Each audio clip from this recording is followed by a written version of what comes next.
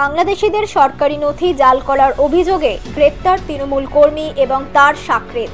ঘটনাটি ঘটেছে নদিয়ার হরিণঘাটা থানার অন্তর্গত মাতপুর এলাকায়। পুলিশ সূত্রের খবর, ধৃত তৃণমূল কর্মীর নাম মৃগাঙ্ক বিশ্বাস, সাকরেদের নাম সুব্রত দফাদার।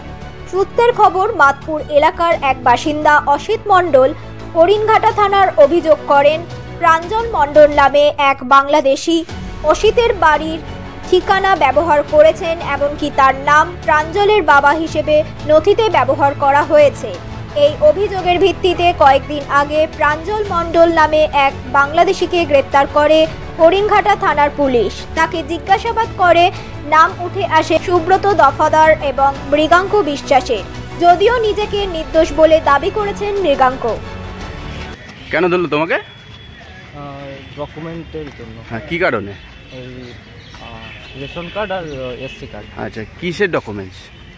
বাবার ডকুমেন্ট দিয়ে ফল্ট কাগজ করে দিয়েছে। কোথা থেকে এসছো তুমি? বাংলাদেশ থেকে। এখন থাকতে কোথায়? উত্তর দশপাড়া। কে কারা অভিযোগ করলো তোমার বিরুদ্ধে? অসিত মণ্ডল। কে কি কারণে অভিযোগ করলো? উনাকে বাবা বানিয়ে করে দিয়েছিল। আচ্ছা, তুমি কবে এসছো বাংলাদেশ থেকে? 2017 সালে।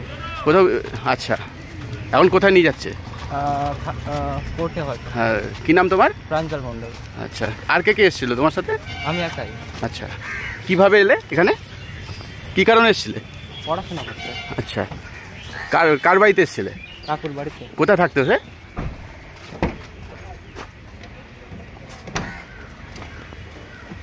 কি নাম তোমার? প্রাঞ্জল মণ্ডল।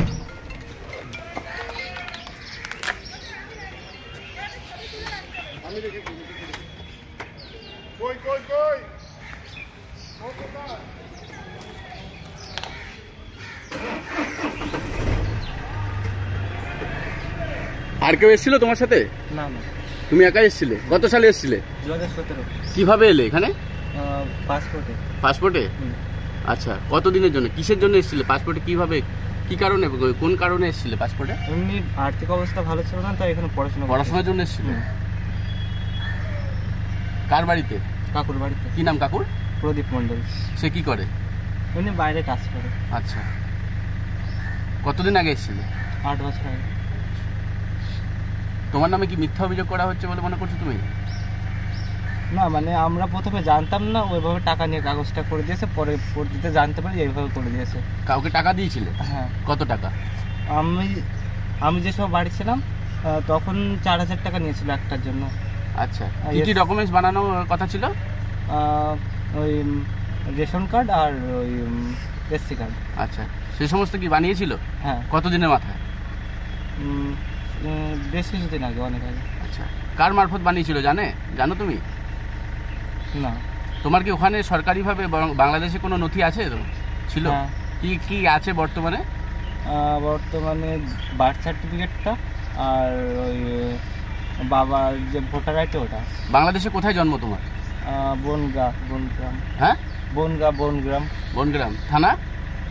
থানা মনে নেই। আচ্ছা, তোমার সাথে আর কেউ এসেছিল এখানে? না, তুমি একাই এসেছিলে? কবে অভিযোগ হয় জানো তোমার নামে থানায়? এই তো 1-2 সপ্তাহ আগে।